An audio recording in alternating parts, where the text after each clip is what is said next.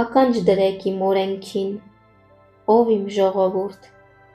խոնարեցրեք ձեր ականջները բերանիս խոսքերին, առակով եմ բացելու իմ բերանը, հին ժամանակի մութ բաներն եմ հայտնելու, որոնք լսեցիք ու իմացաք, և մեր հայրերը մեզ պատմեցին,